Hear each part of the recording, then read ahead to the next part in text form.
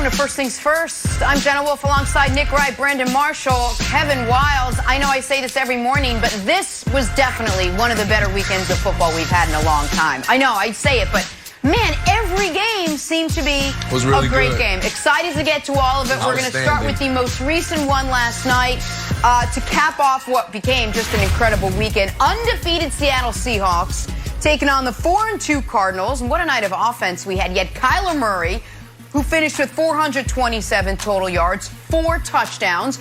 You got Russell Wilson, almost 500 total yards, 3 touchdowns, but also 3 costly picks, including the big one in overtime that set up Arizona's game-winning field goal. But Brandon, let's start with you to kick things off. Were you surprised that Kyler Murray went toe-to-toe with Russell Wilson?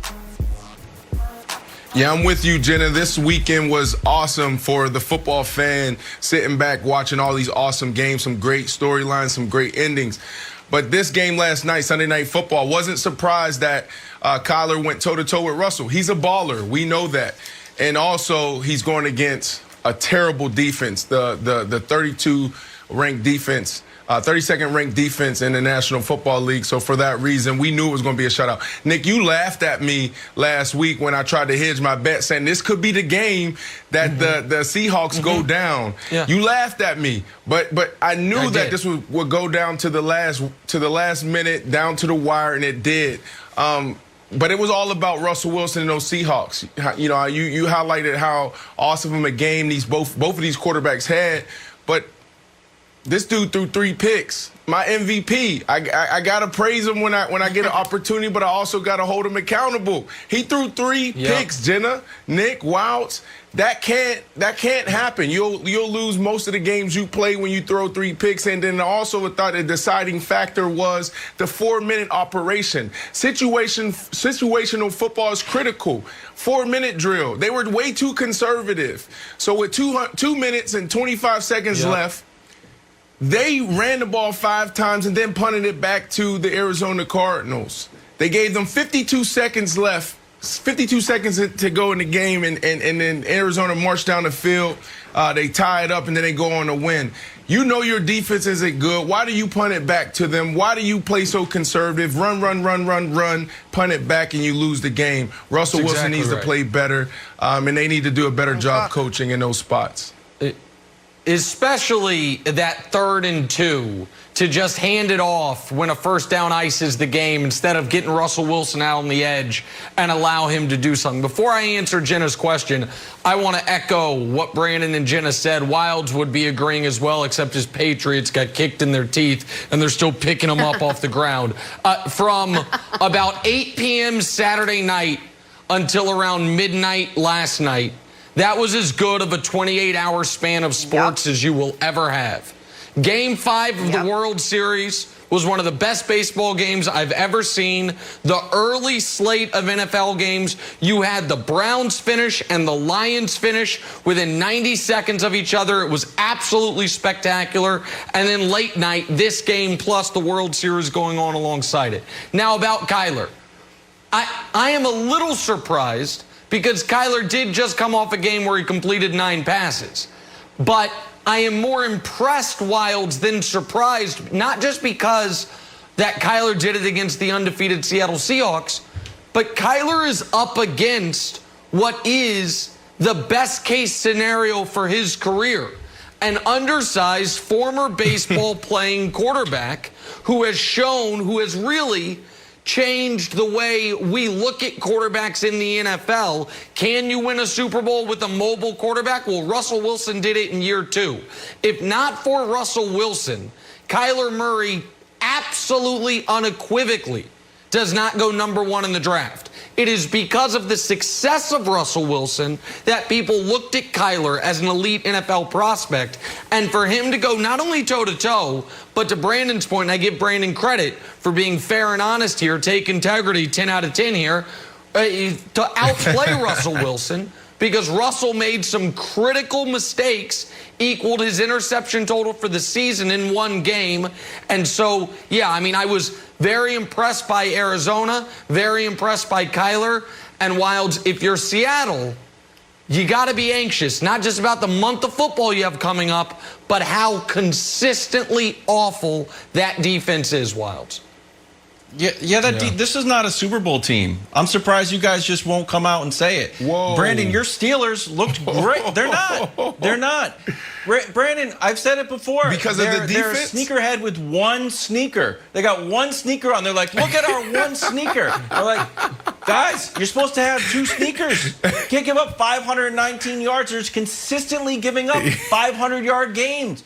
And Russell Wilson keeps bailing them out. And Nick, I said this, like, if we're running a race and you want to win and I have to win because a bear is chasing me, you got to stop being like, wow, Wilds is a fast runner. Like, no, I'm doing it to save my life. And we saw one little flawed game in Russell Wilson and they lose. This team is fool's gold. They're half a team. And I feel like no one wants to say it because I don't know why. I'm the only one watching the games. Well, it's because of Russell Wilson. He covers up their mistakes on that side of the ball. Right. He doesn't play defense. And it got worse for them. Griff went down. Their cornerback went down, so they're banged up even more on that side of the ball. It's something that we need to continue to watch. We know that Russell Wilson has to play lights out, Nick, if they want to win the Super Bowl because that defense is bad. But this wasn't a pushover of an offense that they went against. Kyler Murray, DeAndre Hopkins, who can beat anybody one-on-one. You need to put 3 guys on that guy if you want to slow him down. So it was a challenge for him. All right, well, obviously we got to talk about the play of the night, by far. Russell Wilson picked off, not great, by Boy Baker. But check out DK Metcalf. This guy got up to 22 miles per hour, covered 114 yards to save the touchdown. An absolutely incredible hustle play, the likes of which you won't see. I mean, look at that. Brandon, how impressive was this? Oh, my goodness. I could watch That's this super impressive. And I heard Colin talk about it yet last night as far as, like, this is the play that they're going to show in high school, in college. This is how you get it done. This is super impressive. It's reminiscent of Terrell Owens, I think, on Sunday Night Football when he was playing for the Dallas Cowboys, and he ran past his running back who was off to a 80-yard touchdown. So this was awesome by him. This dude is a freak, Nick. Yeah, well, Nick, I think if I'm Pete Carroll, I pull DK Metcalf into my office and be like, bad news. We got plenty of offense. We need some defense. We're moving you to the other side of the ball. Sorry. I know it's not in your contract, but it's a decision we got to make. Bill Belichick would do it. And speaking of Belichick, this was, Patriot fans will remember, this was eerily reminiscent of the 2005 divisional round playoff game against the Broncos. Champ Bailey going the other way, and Ben Watson flies in from off the screen, forces a fumble. By the way, to this day, that should have been a touchback. That was ruling directly on the field 15 years later. Now, there was a lot of speculation, Jenna, during this game, or right after this play, I should say, could Tyreek Hill have made this play? And it's just unfortunate we'll never get to find out because Patrick Mahomes doesn't throw red zone picks. But I do think he could make the play. There you go. I do think Tyreek could have done it. From a mile and a half away. All right, DK Metcalf, almost as impressive, Nick, as the ageless Tom Brady. The GOAT doing GOAT-like things once again. So why is Nick still not convinced? We'll tell you. First things first, next. Still the GOAT. The GOAT is kind of an earned title. Who would have called this team underdogs coming in? I would have. And who loves an underdog more than I do, Nick? Nobody. Steelers are my team right now. It used to be anyone playing the Browns. Now I love the Steelers. Bucs and Raiders. And Tom Brady showing up yesterday. Brady throwing 4 touchdowns, ran for another, and when the Raiders made it a game in the second half, Brady and the Bucs exploded for 3 fourth-quarter touchdowns. So the Bucs win big, 45-20. They hung on to first place in the NFC South. Brandon, I'll start with you. Is it time for the Brady doubters to admit he's still one of the best? Because he certainly played like it yesterday. You know Not what, doubters, Jenna? doubter. I don't care about the Brady doubters. I just care about Nick Wright. Friday on the show, Nick said, look, you know, all I need for him to do to get my respect is just throw for over 200 yards. That's what Nick said. Nick. I didn't say respect. Nick, he has my respect. You just gave me.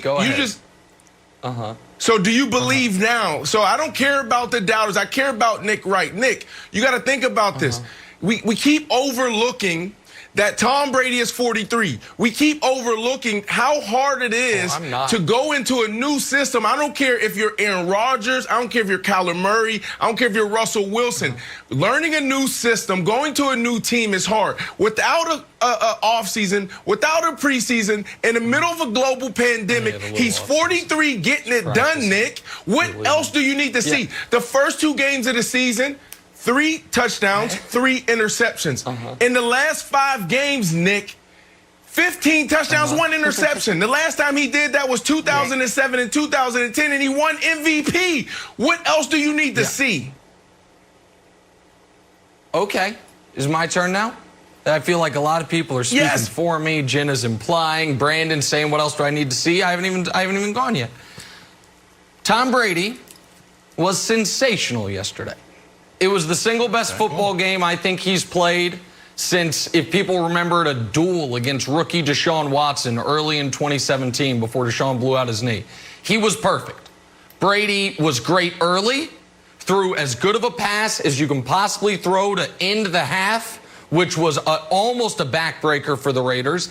And then when the Raiders got it close, got it 24-20, and it was like, oh, could the Raiders get back into this? Brady was great again late. There's no way around that. No one would deny that. And no one would question what he did yesterday. Now, you guys always, this is the brilliance of our producers, phrase these questions in a way where I come across as a hater. Because if this said time for the Brady doubters... Don't blame it on the producers. Do not throw our producers under the bus. You put yourself in this position. Well, every chance you get to talk... It could be the defense. Todd Bowles called a wrong play. The defense do something terrible. You find a way to blame it on Tom Brady, Nick. No, that's not true. That's not true. It's not true. And by the way... I feel like I'm being attacked from all sides here. I was about to give Brady extra credit because he did manage to find Derek Carr and congratulate him after the game. So good job by Tommy. That's 2 in a row. There you go. But if this said, Wilds, time for the Brady doubters to admit he can still have great performances, I would say, yeah.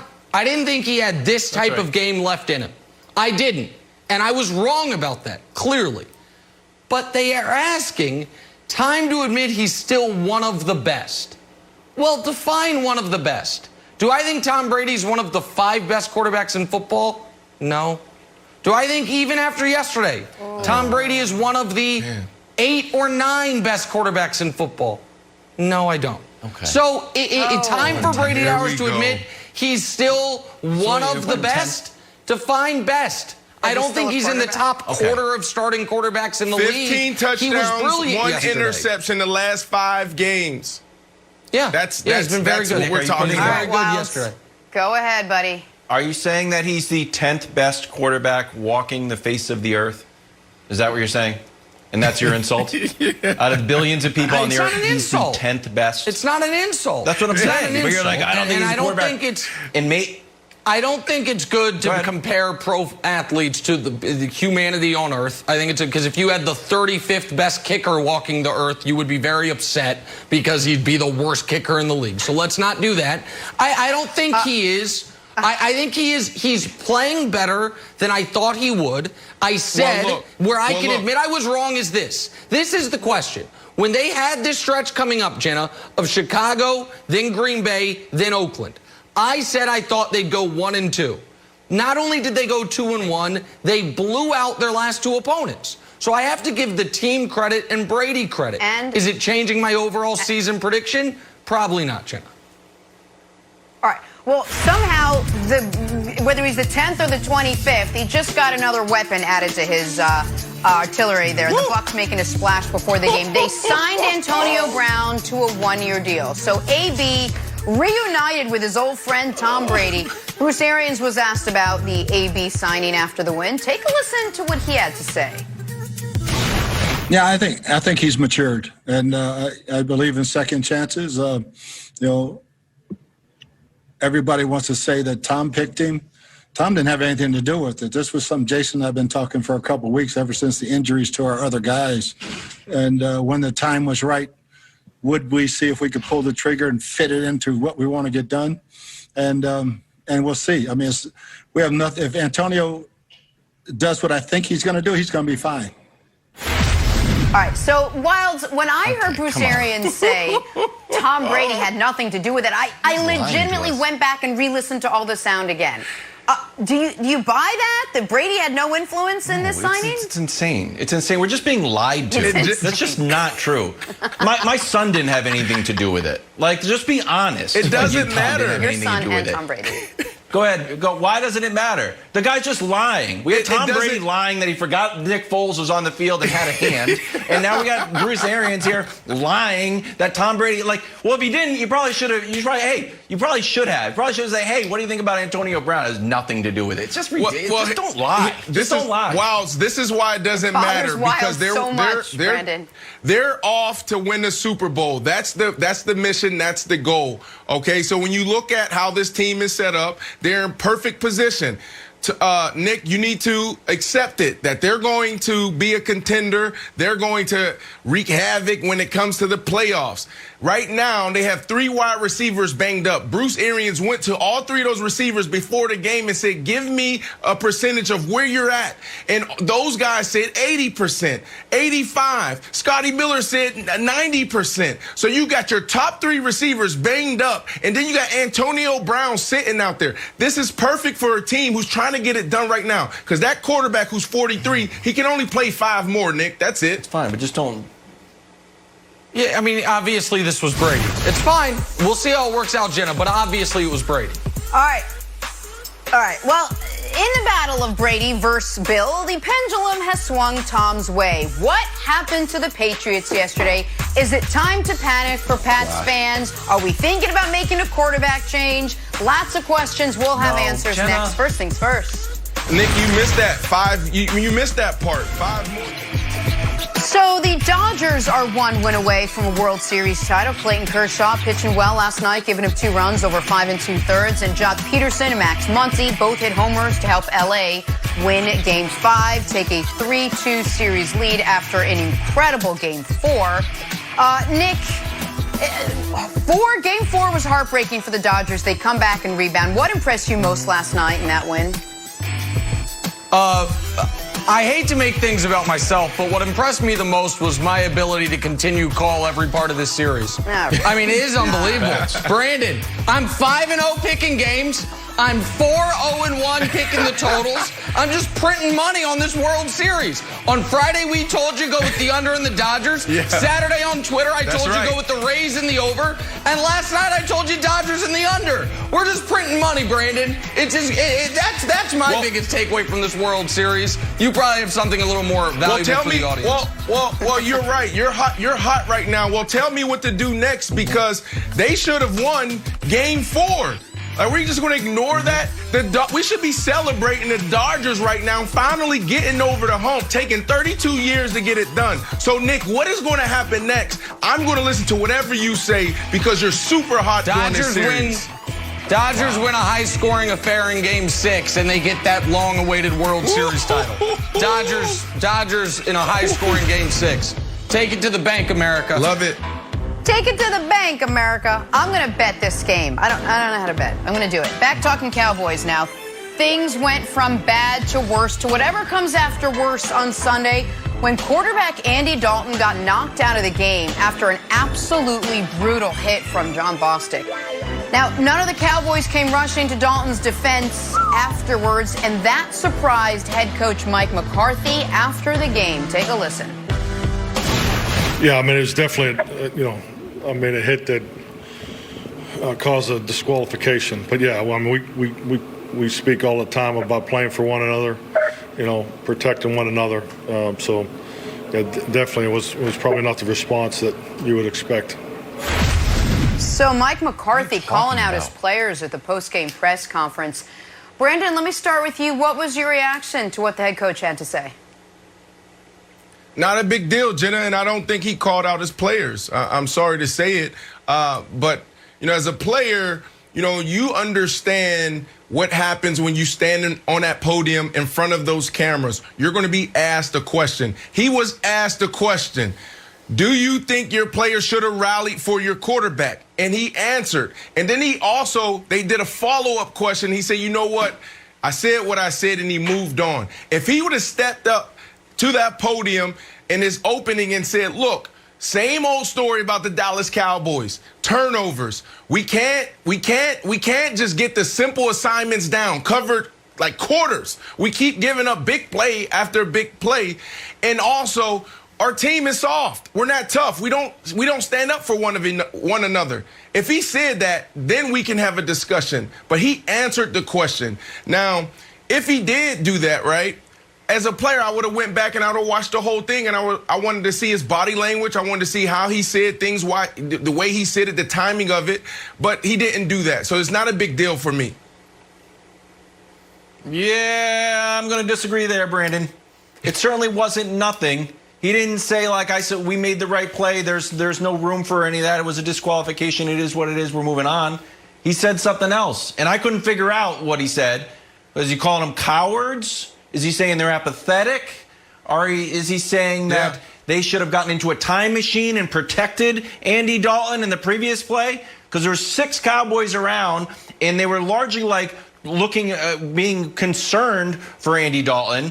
And my read on it was, I guess, Mike McCarthy wanted someone to get into Bostic's face to prove their worth as teammates. I thought the whole thing was ridiculous. Yeah. Especially after he scolded the Cowboys for not keeping things in-house and acting as men. And then he's going to say this statement. Brandon, I had a totally different read on it than you did.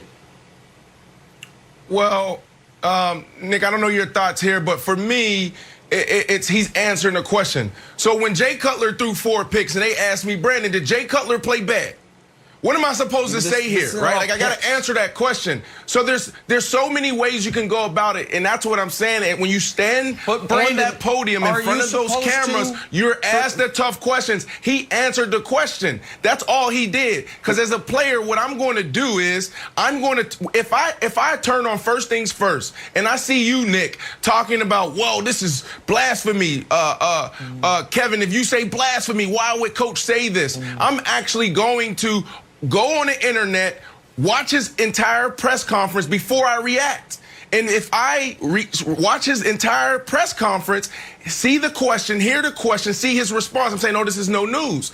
He was asked a tough question. Let me ask you, before I give my take, let me just ask you a quick question, Brandon. Forget what McCarthy said.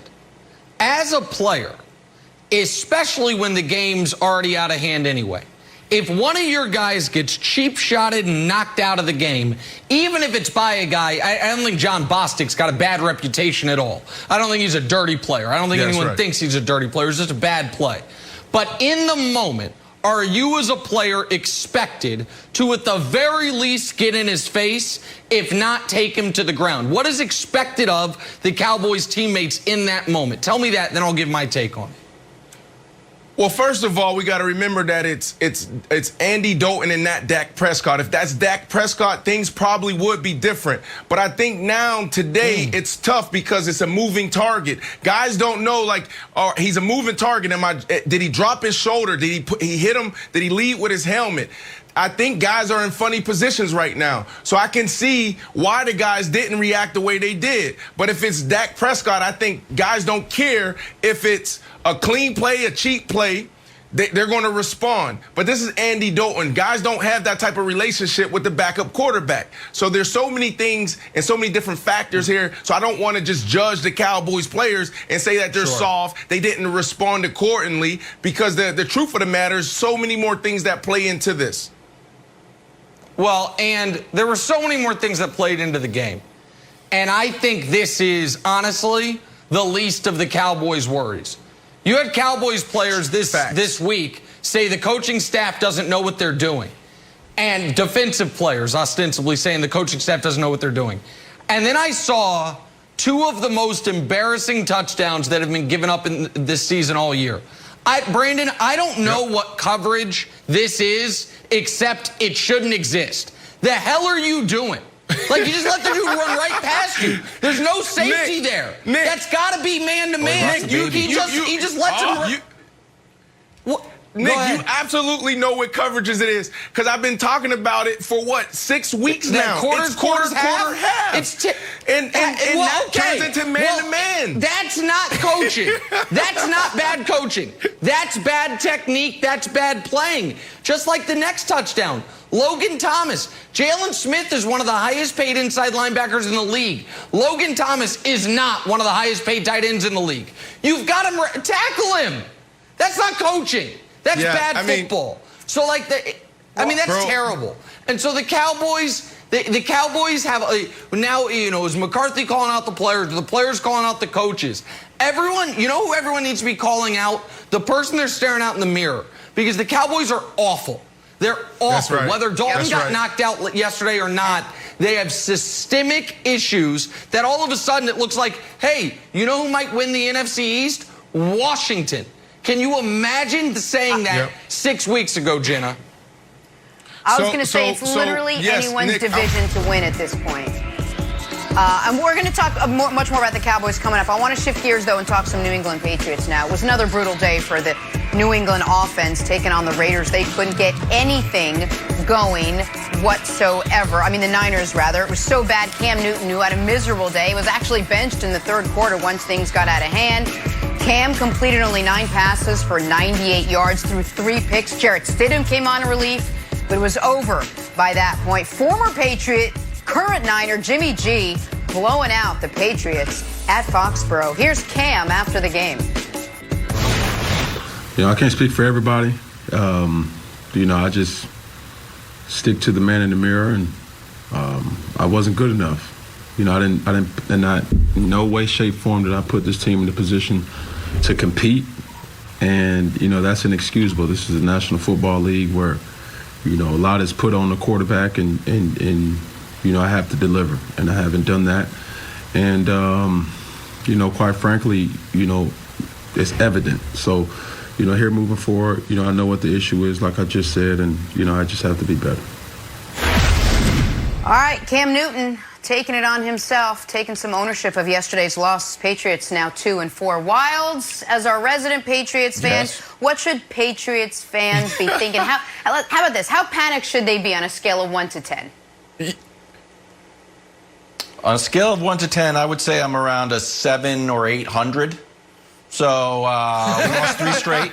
We lost 2 at home.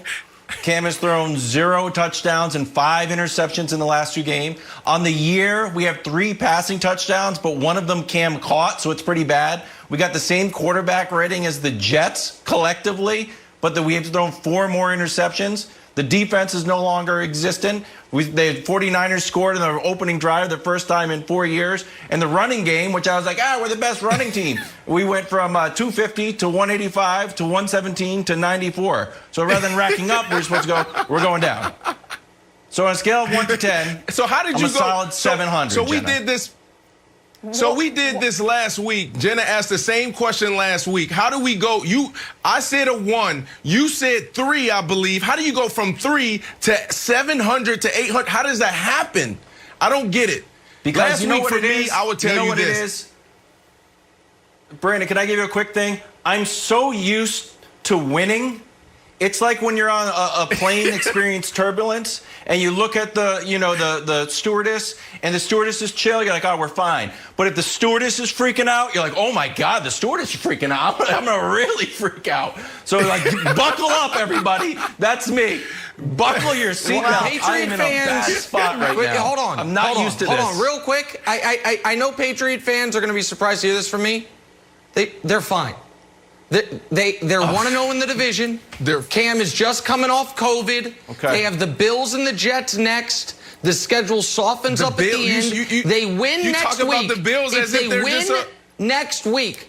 Yeah, they're not good. They're not good. I just watched them play the Jets. The Bills haven't played a good game in a month. If they win next week. If the Patriots win next week, they're a game out of first. Patriots fans take a deep breath. You'll be okay. Guys, that was Belichick's worst home loss in his New England career, to put it in perspective. Baker Mayfield is one happy dude this morning, evident in his post-win happy dance last night. Check out Baker shaking and baking. Give me a little drip. Give me a little drip. Yeah, yeah, yeah. Ooh, ooh, ooh, ooh, yeah. This weekend starts Saturday strong. It's the big noon Saturday game of the week. Jim Harbaugh and 13th-ranked Wolverines facing off with the Spartans in one of the wildest Big Ten rivalries. It all starts with big noon kickoff at 10 Eastern, and then it's Michigan State, Michigan next Saturday at noon Eastern on Fox and the Fox Sports app, as Brandon Marshall would say. Talking the Cleveland Browns now. Wild one in Cincy. Cleveland getting the ball back down 4, just over a minute left. Baker taking over, finds Donovan Peoples-Jones in the end zone, one of the best names in football. Just 11 seconds left to get the win. 5-touchdown day for Baker after a horrible start. Browns improved to 5-2. Although still third place in their division, they try to keep pace in that tough AFC North. Here is Baker on silencing the critics. How about you bouncing back after that rough one in Pittsburgh and getting all that criticism that you received during the week? What criticism are you talking about? The national guys. Oh, sorry, I don't know who they are.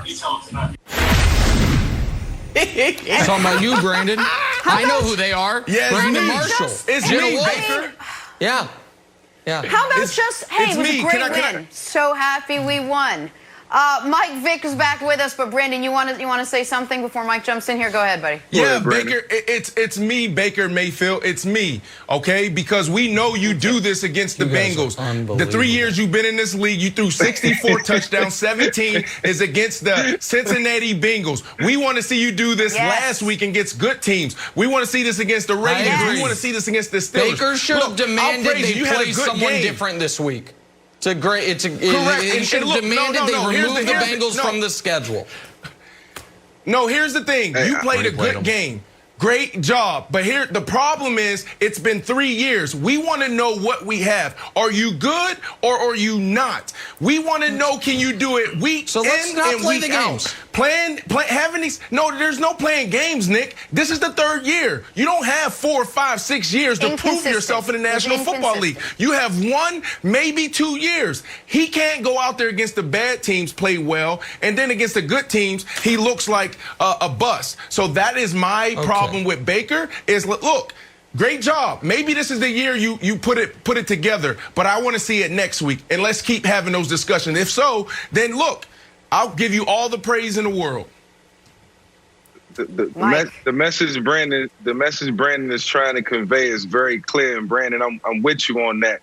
And I'm glad you said it before I had a chance to say it, because look, it's a step in the right direction for Baker Mayfield. He silences critics. Anytime you go out and throw 5 touchdowns and only throw 5 incomplete passes, that's an amazing day. But you look at a team like the Cincinnati Bengals who's struggling. I expect that out of Baker. I expect them to win, and I didn't expect it to be a barn burner. But you got to keep that same energy. Keep that same energy against the Ravens, against the Pittsburgh Steelers of the world, and against the teams that are above 500 and the tougher competition. So, Brandon, you said it. Way to set the tone, bro. You set the tone for this conversation. Okay. Thank you. Guess what? Thank you. Guess what, folks? If he does this against the Steelers and the Ravens, do you know what you call that quarterback? League MVP. The best player in the league. Okay. Yes. And nobody is saying Baker is that. Okay? Guys, the Cleveland Browns, since Baker Mayfield stepped on the field, are 18-19 in his career. Little context. They were 45-1 in the previous 50 games. So it's not like he's we're praising a loser. Brandon, wait a second. Wait a second. Still the Bengals. Brandon, wait a second. Cincinnati. This is an outrageous moving target. Baker Mayfield yesterday started the game 0 for 5 with a pick, as badly as you can play in the first quarter. How did he respond? 22 of 23, 300 yards, and 3 fourth-quarter go-ahead touchdown passes, including the game winner. And because that doesn't fit the narrative, the answer is do it against someone else. Well, unfortunately for Baker, this is who the league put on their schedule this week. And this is who you knew they were. Wait a second. This is who you knew they were playing 6 days ago when you said go to Case Keenum. It wasn't, well, he's going to play great against the Bengals, so wait for that. So you can't then act like the game didn't happen. The complete list of teams in the entire league with more wins than the Browns. This is going to take me a minute. The Steelers, the Chiefs, and that's the list. So I don't know if that's not impressive, then nothing would have been impressive. That's the answer. The answer is nothing he could have done yesterday would have impressed me. Okay, but here's my thing though, Nick. He's done that for 3 years against the Bengals. So this is nothing new. He does this against the Bengals. Why hasn't he done it against the good teams yet? So how long are you willing to wait on Baker Mayfield to beat the Kansas City Chiefs, to beat the Pittsburgh Steelers? That's the only thing. And then another thing that's pretty interesting is how you're standing on the table and defending Baker Mayfield. You're talking about this moving target, but you won't do that for Tom Brady. This is idiotic to me. Brandon, this is the one thing that can happen for a quarterback and throwing 5 touchdown passes. Like, you learn a lot about yourself in a game like that. And, you know, when you step on the field versus any opponent, I don't care if they have no wins or if they're undefeated, you have to find something special. You have to find a way to bring out the best in yourself. And when you got that front four coming at you, and to Baker Mayfield's credit, you still got to stand in the pocket. You still got to stand in the face of blitzes and stunts. And you got to get it done.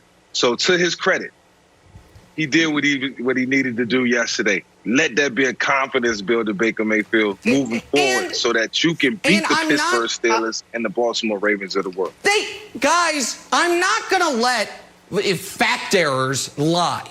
Do it against a good team. Going into the Colts game, they had the #1 defense in the league, and Brandon, you were talking about the Colts as a dark horse. Then the Browns whooped them, so now it doesn't play count. Anybody, Nick. The Colts didn't play anybody. They played the Jaguars. They played bum teams that didn't have anything on offense. That's the reality. You're arguing a straw. Okay. Well, then let's go back and revisit what we were saying about the Colts going into that game. Say beat the Steelers. They beat the Steelers last year. But that one doesn't count either. So if you want to revisit, if you want to revisit what we said going into the Colts game, this is what I said. Their linebackers are banged up. You have one guy dealing with a growing issue. You have another guy coming off of thumb surgery. They are banged up. If this is the week for them to get it done, it would be this week. That's what I said going into the Colts game. I also highlighted the schedule, the strength of schedule coming into that game. So I never believed that the Colts was this elite defense. I thought they were playing lights out. This idea that the Browns, because they haven't beaten the Steelers or the Ravens, should get no credit for anything is insane. I got my eye on Baker Mayfield next week. Just say, let's be consistent. I got my eye on Let's be more consistent. Tom Brady, guys, he played like a man on a mission last night. His game with his favorite target. Brady and Gronk are back, and baby Gronk, too. I'm consistent on this. Oh, another heated discussion coming up. Another one. Hello, baby Gronk. It's very nice to meet you. It is Rob Gronkowski here from the Tampa Bay Buccaneers. And I just want to say it is an honor to have you named after me. And let me tell you something. People say I look like a dinosaur, and they call me Gronkosaurus. So I think you are my long-lost cousin out there, and you are the Gronk Rhinosaurus coming from the Gronkosaurus. I just want to say that I have heard that you are super fast, big, strong, good-looking, very nice skin, very cuddleful, which means you like to cuddle. People love to cuddle you. I just want to say it is an honor to meet you, baby Gronk, and you are my new inspiration. So Tyler Lockett had a monster game last night. 15 catches, 200 yards, 3 touchdowns. Joined our guy Brandon on an elite list of guys with at least 15 catches, 200 yards, and 2 TDs in the last 20 years. All right, Brandon, what did you make of Lockett's monster night last night? Wow, that's shocking. I appreciate the love, guys. I think you guys are the only ones on TV to show my career any love. I appreciate y'all so much. Look, man, they're special. I spent my last year in Seattle. Absolutely enjoyed my time there. Ultimate competitors. And Tyler Lockett, the thing that makes him special is he catches everything. These catches are difficult. Mike Vick will tell you this. The touchdowns, the third down conversions. This dude has some of the best hands in football. It's time for us to give this guy respect. Phenomenal. All right, good stuff. Big game, although they didn't pull it out at the end. Bucs and Raiders, let's move on. Tom Brady showing up last night, threw 4 touchdowns, ran for another, and threw for 369 yards. And when the Raiders made it a game in the second half, Brady and the Bucs exploded. 3 fourth-quarter touchdowns. Bucs get the big win. They hang on to first place in the NFC South. Mike Vick back with us. Mike, you never once wavered. You knew Brady would be GOAT-like this season. Is it time for the Brady doubters to admit that he's still one of the best? Hey, I told my man Nick on numerous occasions that the GOAT is the GOAT, man. He's going to find a way to beat you or come get you at some point or another. And Nick always say, I can say no wrong about Tom Brady. And today I'm going to talk about all the things that he did right yesterday. He found all the receivers that he was supposed to find.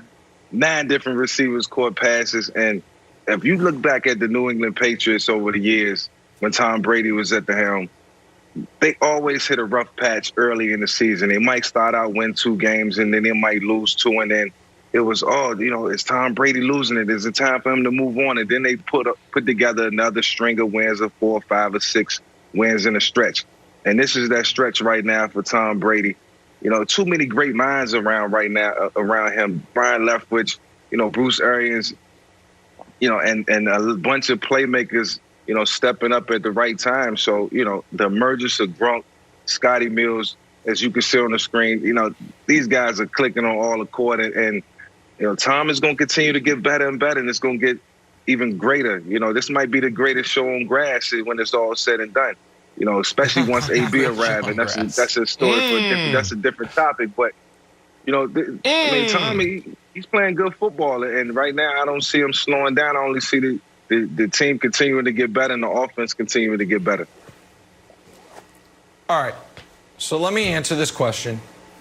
So what I could say is, yeah, Tom Brady was great yesterday against, the 28th ranked pass defense, a team that's 30th in the NFL in sacks, and I want to see him do it against a better team.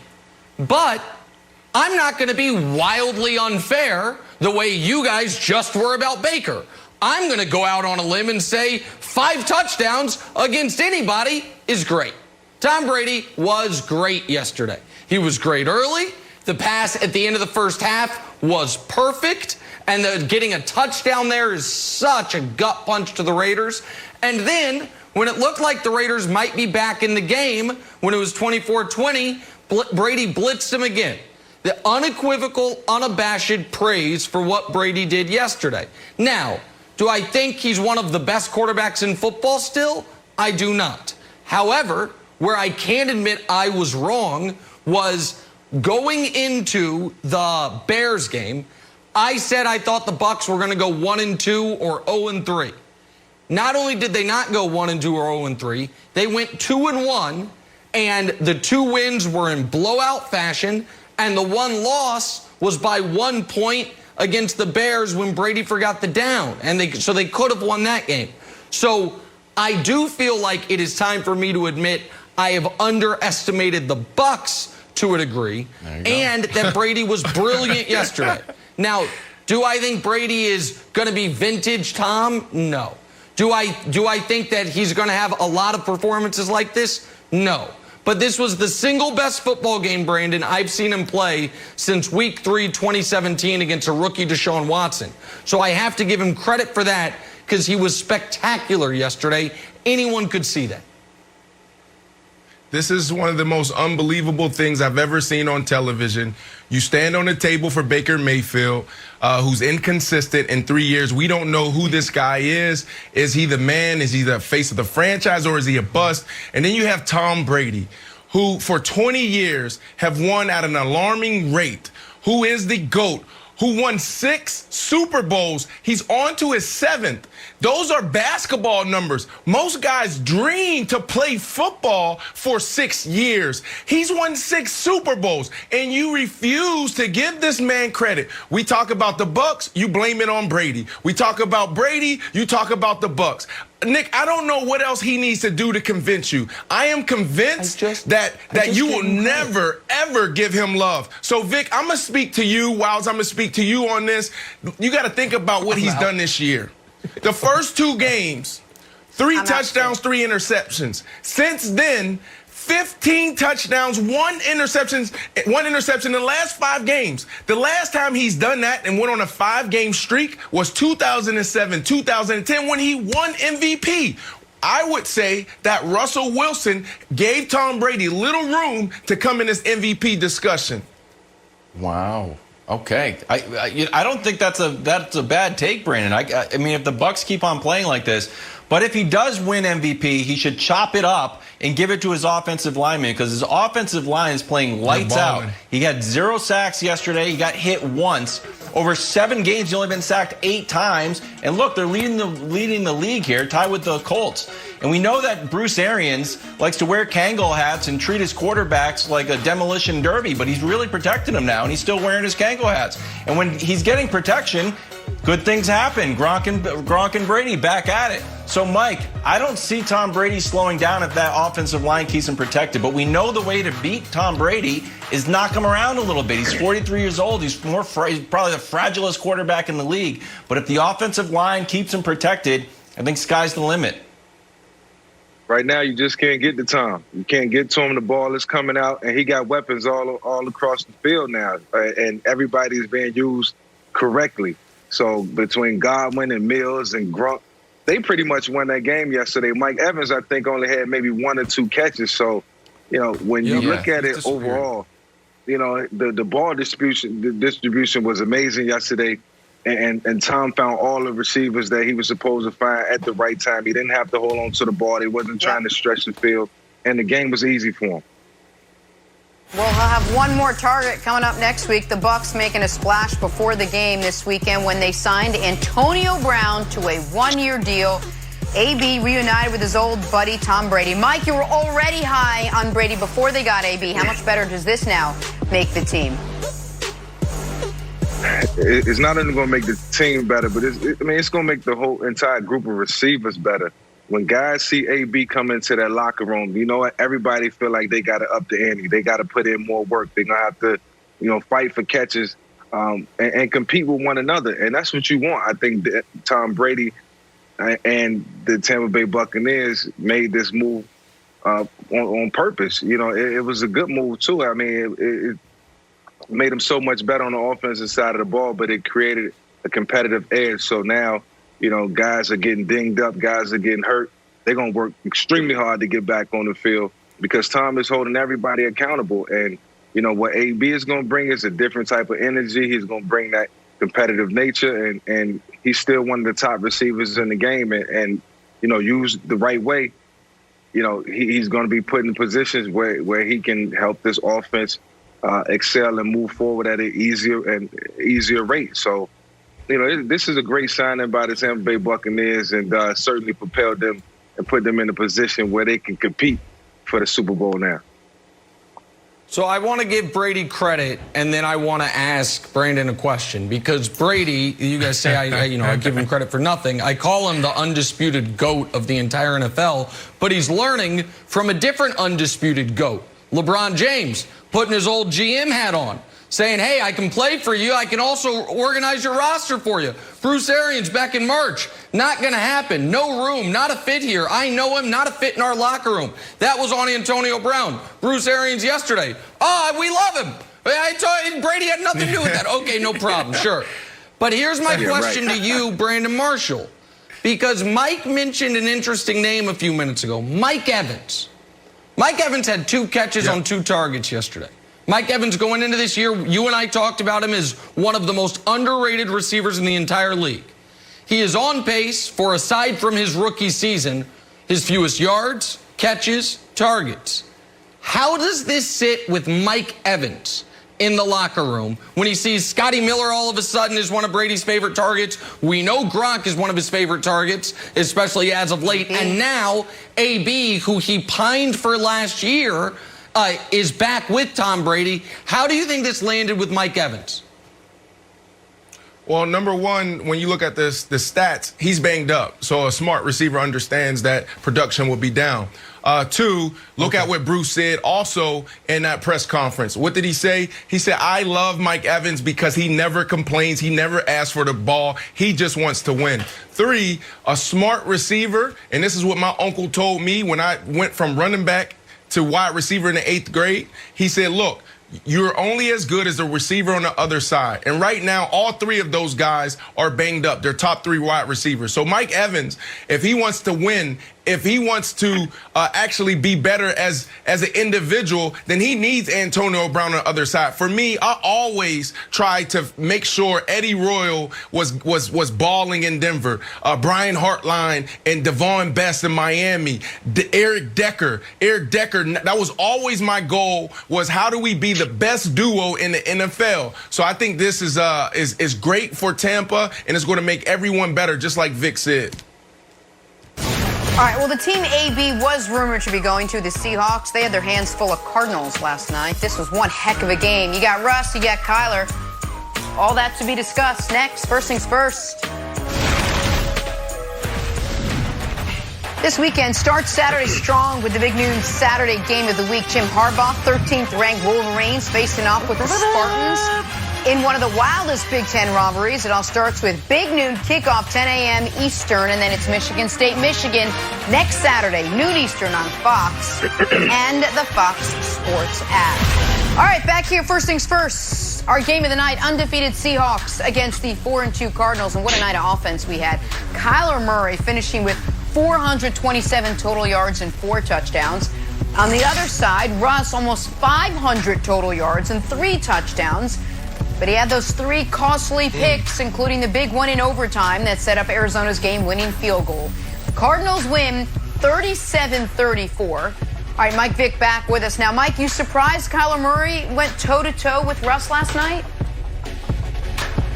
No, I'm not surprised. I think Kyler Murray can go toe-to-toe with any quarterback in the National Football League right now. He's just that good. And, I never thought that I would see 2 quarterbacks on the same stage, both under 6 feet, and just, wreaking havoc. Both of these guys are hard to guard. Kyler Murray, he's just developing at a rapid rate. I think the offense has been suited and built around him, and he's very comfortable. I talked to him over the summer on numerous occasions, and the only word that stood out was his comfort level. So, he's been getting ready for moments like this. He feel like this is his time, and just the right amount of weapons around him just makes this guy a force. And he's hard to tackle. He can beat you in the run game. He can beat you in the pass game. And, I know I'm talking about things that we see and it's evident, but, you just got to put the spotlight on him, because this guy is going to continue to get better and better. And I think he's paired with the right coach, too. So, Kyler Murray is here to stay, and he's going to be a problem in this league for a long time. And I see him breaking a lot of records and doing some remarkable things, at the quarterback position. Look, Kyler was great, and I thought, to be totally honest, he overcame some very questionable Cliff Kingsbury strategic decisions late. Yeah.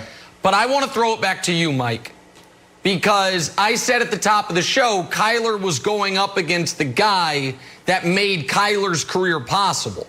Former baseball player, under 6 feet tall, a dual threat quarterback. If Russ wasn't as successful as he had been, Kyler doesn't go number 1 in the draft. But I want to ask you a personal question. When you watch these two guys on Sunday Night Football, first game ever where 2 quarterbacks throw for 300 and run for 60. They're doing it with their arm and their legs. Is there a part of you, this is going to sound a little corny, but almost seems like a proud dad? Like this, the way the NFL is, these 2 guys going up against 2 of the best teams in the league, like I got that ball rolling. And, if not for Mike Vick, we don't have this matchup on Sunday night. Like, personally, am I reading too much into that, or is there something there? No, it's definitely something there because, ultimately I took pride in my game and the way I could step into a stadium and beat you and get out of that stadium with a win. And ironically, last night I was holding my 2-year-old son and I was watching Kyler Murray scramble on, I think it was the 3rd and 8, and he came up short, but he was scrambling around and he was moving and grooving. And I'm sitting there watching the TV, and I woke up and I looked up and my son was just staring at the screen and off. And he's 2 years old, and I'm like, he didn't get it, but the effort was there, and right then and there, I seen something in my son. We had a moment last night. I seen something in my son, and it came through Kyler, and it came through Kyler and Russ, man. So, yes, I'm proud of the way these guys are approaching the game, and they look like they're doing it with ease. But I think more importantly, these guys have the right coaching around them, and coaches make good players great, and that's the long and short of it. Yeah, Mike, I'll throw another theory out there. Your son was watching the game and said, wow, I could probably pick up some yards on this Seahawks defense too. Get me in. Dad, go grab my cleats from my room because they're giving up 480 yards. Doesn't matter. Kyler's not that tall. I'm not that tall. Let me get in there and cook. Yeah. Brandon, this team is terrible. This team is halfway good. And the idea that we're sitting here and we're putting them like, we're going to have like undefeated teams, Steelers versus Seahawks. Well, the Steelers are good on both sides of the ball, and this team is not. It's the most obvious flaw in the entire NFL, and everyone wants to ignore it because Russ keeps cooking.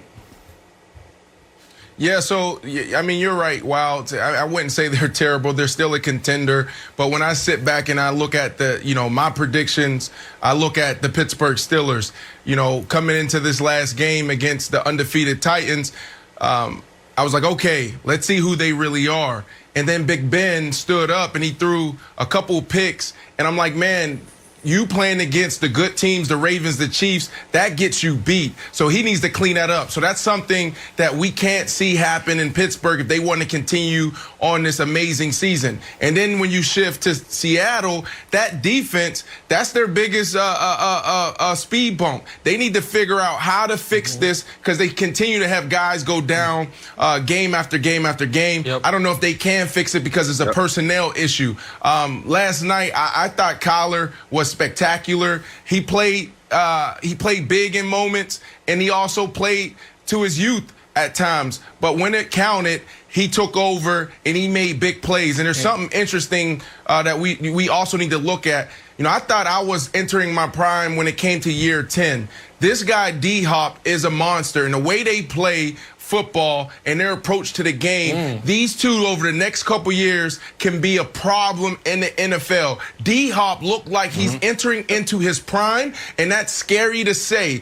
But to me, last night was more about the Seattle Seahawks losing the game than Kyler and D-Hop playing spectacular. I thought Russell Wilson, made some costly mistakes, Nick, and then also the 4-minute situation, Mike Vick, I don't know how you feel about it, but as a wide receiver, I hate when we go conservative and we don't play to win. They had 2 minutes and 25 seconds left in the game. They ran it 5 times. They punted it. And then went back to the Cardinals, 52 seconds. They drive down, kick the field goal, tie it up, Nick, and then it was the end of discussion. Well, and listen, one other quick thing, Jenna.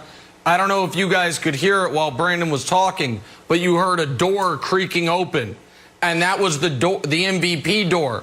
And walked in that room was Aaron Rodgers. Patrick Mahomes sauntered on in. Derrick Henry's like, what about me? Myles Garrett and Aaron Donald are like, hey, I'm here too. Tom Brady's like, hey, don't forget about me. Because Russell Wilson was in that room by himself, Jenna. And now all of a sudden, it is a very crowded room 7 weeks into the season. Russell Wilson opened that door at those 3 picks How you sneak Mahomes in there? Mahomes threw for 200 yards. How you sneak him in there? 16 touchdowns, 1 pick. 16 touchdowns, 1 pick.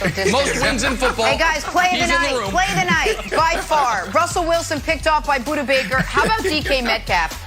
22 miles an hour down the field, covered 114 yards to save this from a touchdown. I can't watch this enough today. An incredible hustle play. Mike Vick, how impressive was this? It was very impressive. Coaches will praise you more for a play like that than they will for a touchdown reception or a touchdown run.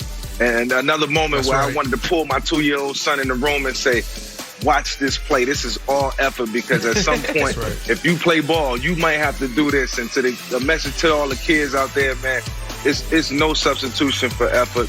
This is an amazing play by DK Metcalf. Probably one of the greatest plays that he'll ever make in his career. So true, Mike. You know, there's the one-handed touchdowns, the one-handed grabs. There's the big games. Tyler Lockett went for 200 yards, 15 receptions. But these are the plays that you dream up as a player, especially someone who really cares and passionate about the game, because you know that this makes what we call the highlight tape. Coach is going to show this to everyone and say, this is how we do it. Yes. This type of play gets you that C on your chest to be the captain. He is a freak. Yep. I said it a couple weeks ago. Nick laughed at me. Well, he didn't really laugh at me, but he didn't know if I was being serious. But he is the best wide receiver in the game right now. Nick, I never got a vote on this when all of a sudden we decided to refer to everything as miles per hour. It's like DK Metcalf, as fast as a slow car. Like, what? I would like to go back to like 40 times or something like that. Like 21 miles an hour. Like, it makes it less impressive almost. It's a bad stat. It's a great take, Wilds. And Jenna, I'll just leave it at this. There's only one other receiver in the league that could have tracked down Buda Baker, and it's Tyreek Hill. But he'll never get the chance because Mahomes wouldn't have made that mistake, Jenna. All right, I'm sorry, Wilds. We do have to discuss what the Patriots did yesterday. We're going to do that on the other side. It wasn't great. Buckle up. We got to do it. Much more first things first after this. It was another brutal day for the New England Patriots. Patriots hosting Jimmy G and the Niners. All Niners, all afternoon.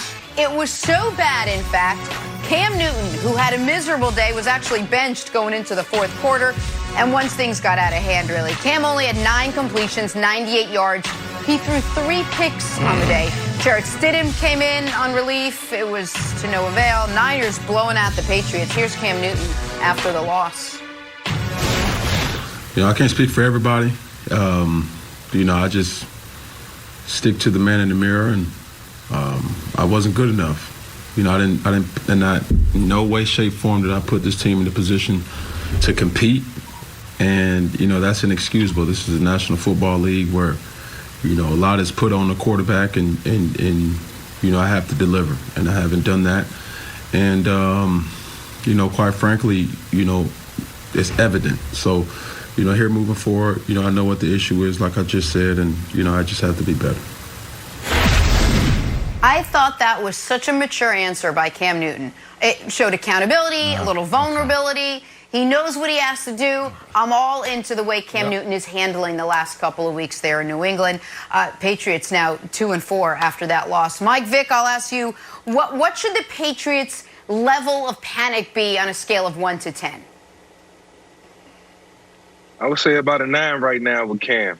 You know how Cam just has that infectious smile, and you know, his dominance is kind of symbolized through his mannerisms, and you know, Cam step on the field and his presence, you know, kind of speaks for itself. I don't see the juice. I don't see an upbeat Cam. I don't see Cam looking like he's having fun like he did the first 3 weeks of the season. And, you know, I firmly believe that nothing has really changed within the offense. If anything, you enhance the offense and you're building on the things that you're doing well.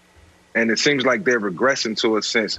And I just don't understand or can't see why. You know, I usually judge a quarterback, you know, like I said, by his mannerisms and looking into his eyes, even through the helmet, you can tell if he's extremely focused and you know, all in on what's about to go down. And I just don't sense that from Cam right now. I even texted my brother yesterday, like saying, you know, it's something looked like it's wrong with Cam, seriously. And I don't know if he's hurting. I don't know if he's not feeling well. I know he just had the COVID.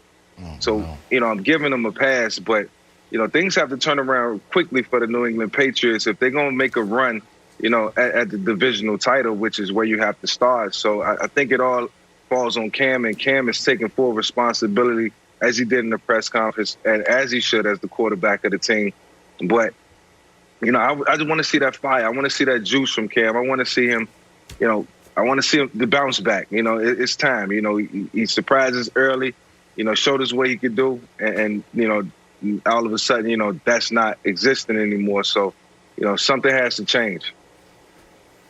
Okay. Well, Mike, I will try to take your advice to Cam and put it to myself, because I don't know if you see the fire in my eyes, but it's not there, buddy. It's just been all drained out of me. And people are like, I was drinking this bottled water. People are like, is Wilds drinking a beer on TV? I'm like, no, I'm not drinking a beer. But today, honestly, full vodka, and I was chugging it before this segment, to be 100% honest with you. We're in a bad spot, Nick. We lost 3 straight. It's Belichick's worst home loss. We lost 2 at home.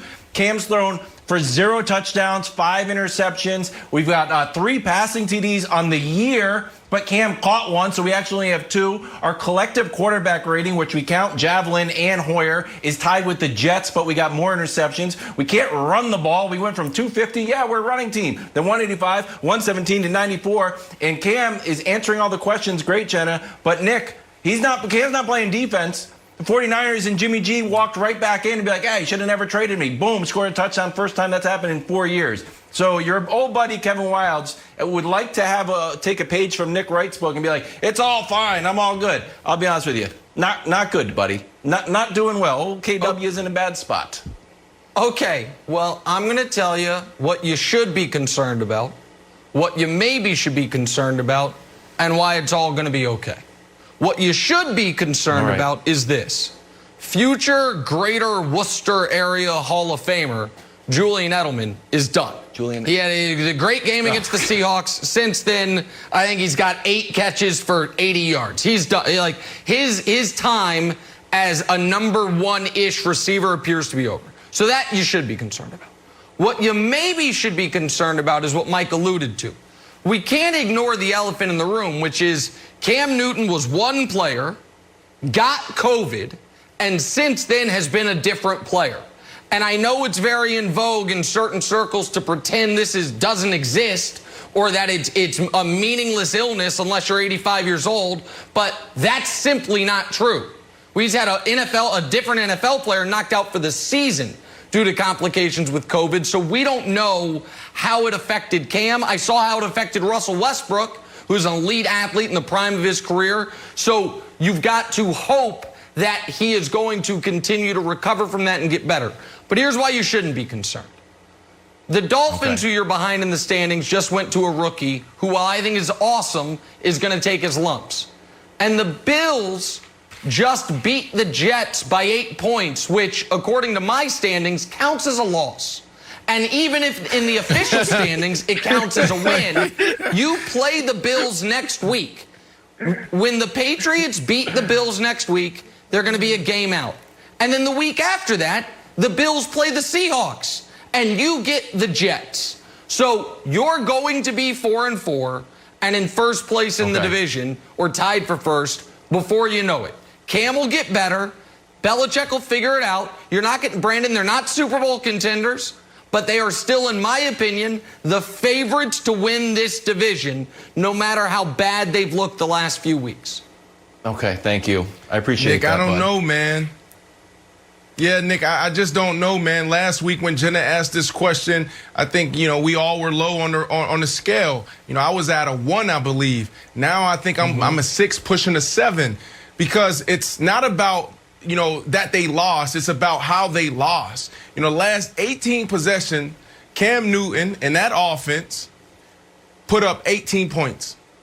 5 possessions ended with an interception. And that's a problem. That's really bad. But let's dive into the why. If you watch these games, I don't know if it's Cam, I don't know if it's Josh McDaniels, but he's not protected. I don't know if he's getting his offensive line in the right sets, and then also he has no threat down the middle. How does the New England Patriots go from the top team in the league getting the ball to their tight ends to having no tight end presence at all? And if you go back to what Cam Newton was successful at and how where he did his damage, with Greg Olsen was down the middle of the field, or just having a tight end that he can throw to. He has no help. I want to push this conversation a little forward, though, and it may be a little too soon, but I want our show to be the first to have this conversation. Now, this year, there was a lot of talk between who was more important, Tom Brady or Bill Belichick. Oh, darn it. Both were in New England last year. Tom Brady goes to Tampa. No. Tom Brady sitting at 5-2. Wilds is not emotionally. Wilds isn't ready for this, Brandon. Michael Thomas. Is it too soon? Is it too soon, Michael Jenna? Thomas. Is it too soon? Is it too soon? So listen, here's my thing. Here's my thing with New England. Wilds can handle it. Another 2 weeks, but here's my thing, Mike. Here's my thing. We know New England knows how to win. But do they know how to lose? Look at Wilds on the show, our resident Patriot fan. All of a sudden, they lose 3 games, and he's talking about, I'm chugging vodka. I'm chugging vodka. That's what you're doing after you lose a game. Really? I don't think they know how to lose. This could be all bad for New England. Let us set that aside for a second.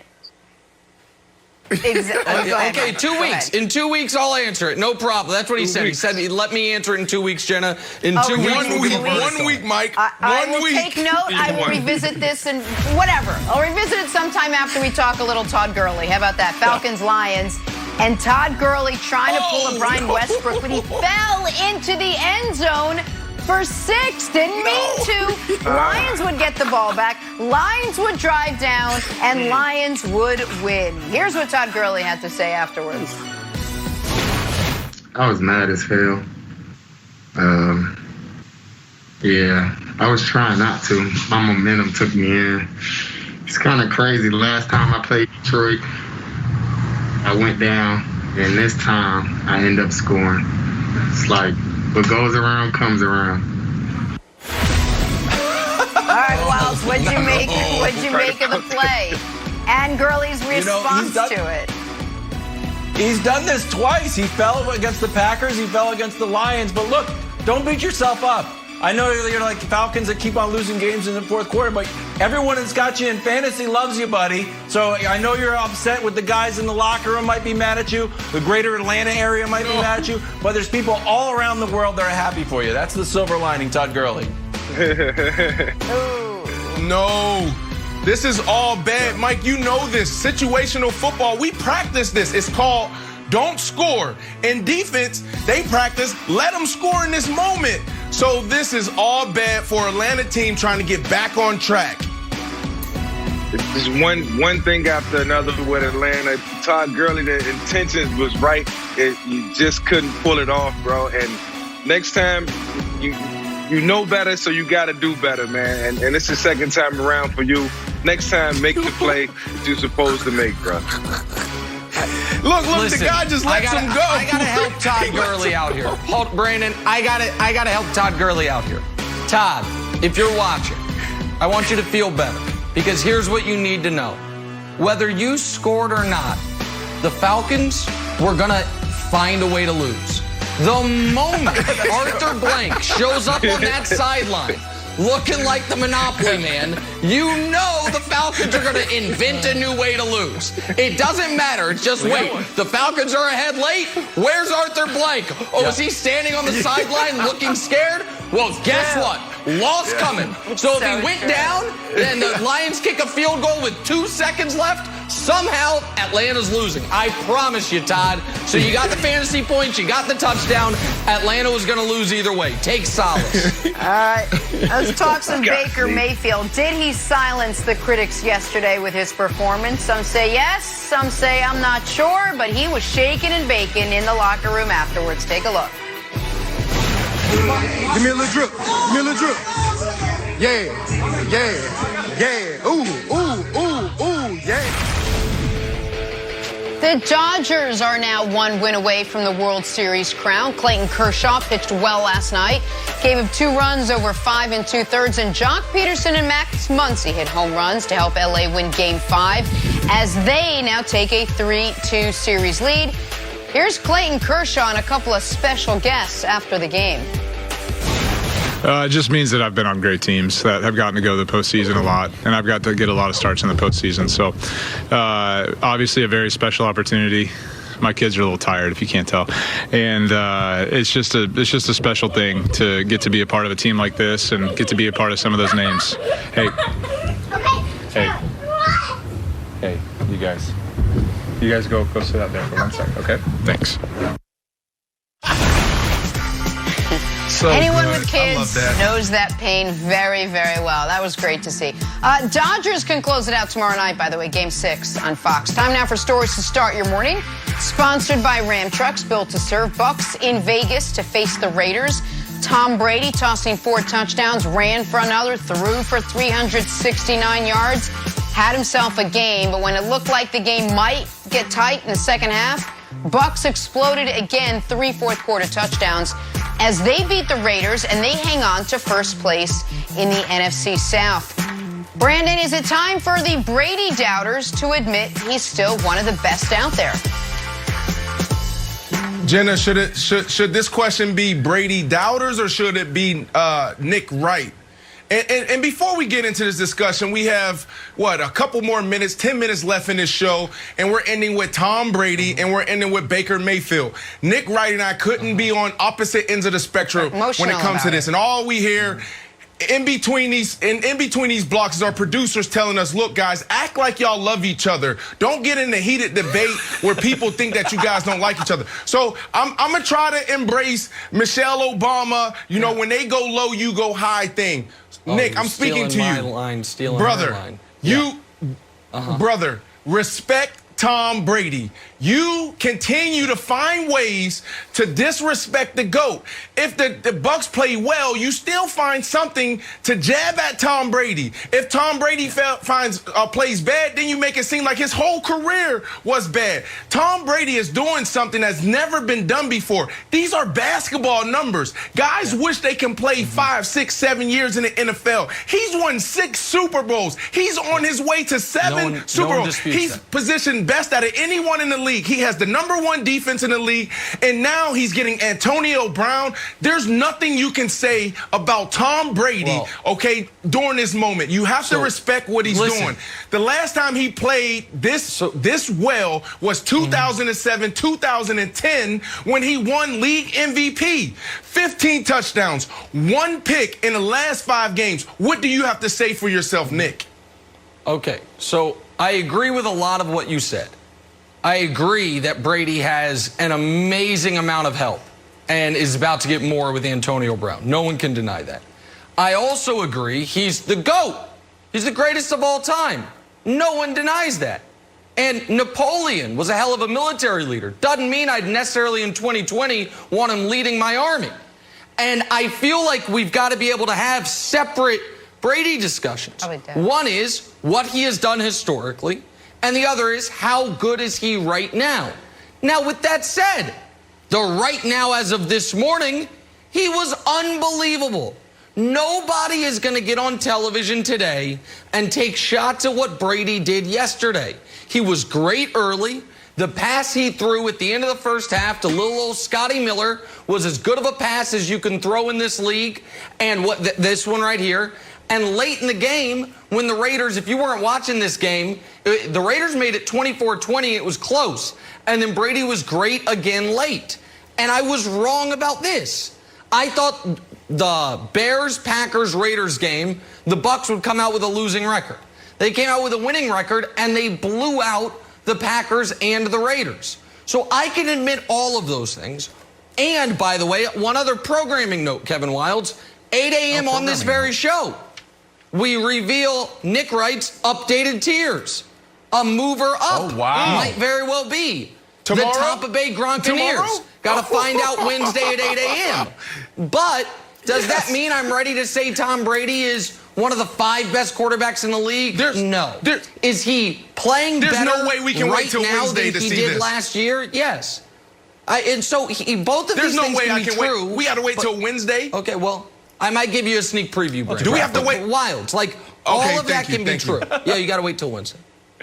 So Brandon, I'll meet you in the middle. Is there a chance that Tom Brady can look otherworldly because the Bucs offensive line is playing out of their mind? He was hit one time. He wasn't sacked yesterday. They're in the course of the league. He's got 7 games, 8 sacks, lowest sack percentage from Tom Brady. So, if you're giving him a clean pocket, you got Gronk out there also blocking for him, and now they're hooking up, 2nd consecutive game with a touchdown. This team looks really, really good. But If some team says, you know what, our #1 priority is to dirty up Tom Brady's jersey a little bit, we know how that story ends. So that's where I think the ceiling is. If they can get to Tom Brady and push him down, I'm over 42. I do not want to get pushed down. It's horrible. So I think once they start pushing Tom Brady down a little bit, the fortunes of this Bucs team change a little bit. Wiles, this is what we all have to understand, that this team is progressing nicely at an alarming rate. Coach Arians, he couldn't have imagined that this team would be in this position. You just think about what you just said. Protection. They're protecting Tom Brady. Well, last year, they were one of the worst teams at protecting Jameis Winston. Okay, so now we wonder why he threw so many picks. Also, penalties. Last year, they were the most penalized team in football. You can't win in the National Football League when you're facing 3rd and longs over and over and over again. They clean that up. Also, what was the point of emphasis this year? Was it Tom Brady? No, it was keep this defense intact. They did that, and now they have the #1 defense. So when you look at this Tampa Bay team, they are growing every single day, every single week, and that's what makes them so scary. It's not just protection, but it's the penalties that they're cleaning up, and also how they're playing defense. They're just lights out all around the board. They're playing, what's the word, Brandon? Consistently. So that makes us move on to Baker Mayfield. Ohio bragging rights on the line. Browns and Bengals, Baker and Burrow. And Baker had himself a day. He did 5 touchdowns, drove the length of the field, found Donovan Peoples-Jones in the end zone with just 11 seconds left to get the win. Browns improved to 5-2. It's good enough for 3rd place, though, in a tough AFC North. Here's Baker after that comeback win. How about you bouncing back after that rough one in Pittsburgh and getting all that criticism that you received during the week? What criticism are you talking about? The national guys. Oh, sorry, I don't know who they are. Brandon Marshall, that's who they are. Wanted him benched for Case Keenum. That's who the national guys are. He's got such a the chip is so large. You just don't like him, Jenna. That's what we were talking about. You just don't like him. No, I'm gonna talk here. I'm gonna talk here. No, I'm gonna go. I'm gonna go. No, Jenna said me. No, Jenna said I'm going. No, Jenna said I'm going. 23. He was 22 of 23 with 5 touchdowns, 3 fourth-quarter go-ahead touchdown passes, including against a Bengal team, one with 11 seconds left after his defense repeatedly let him down. 5 days prior, Brandon, you were discussing whether or not they should go to Case Keenum. And this performance is why that was insane. Because Case Keenum's ceiling doesn't get you in the room Baker was in yesterday. And I know folks are going to say, listen, you did it against the Bengals, do it against other teams. Fine. That's the next step. But the Browns were 45-1 in the 50 games before Baker Mayfield stepped on the field. Since he stepped on the field, they're 17-18. Not great, but for the Browns, that's so we're going to celebrate. So why you bring it up? So do you want to celebrate a losing record? That's what we're doing here, Nick? That's what you want to do during the last 3 minutes of this show? Oh, this is my problem with Baker, okay? First of all, Odell Beckham Jr. will probably still be playing if Baker didn't throw that terrible back shoulder or over the shoulder. I don't even know what that was. So that's first and foremost. If Case Keenum was in there, it'd probably been a better pass. But my issue is we know that Baker plays well against the Cincinnati Bengals. He's done that. 64 career touchdowns, 17 against the Bengals. He plays really well against them. But what about the Pittsburgh Steelers? What about the Baltimore Ravens? I want consistency. Who are you? Can you beat the good teams? It's easy to let's praise them. Great job, Baker. But being great in one game is not going to get us a Super Bowl. It's not going to give you the platform to be the face of the franchise. This year, Can we see it week in and week out? When are you going to be? It's nobody is arguing. So what is the goal? Great. Nobody is arguing they're a Super Bowl team this year.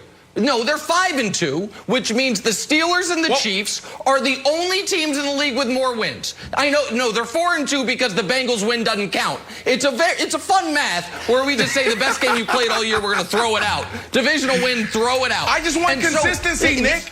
I want consistency. No, consistency. you want that. You want him to do this against the Steelers and Ravens. Nobody's doing it against the Steelers. Well, Mahomes is, but that's it. He's not Mahomes. That's okay.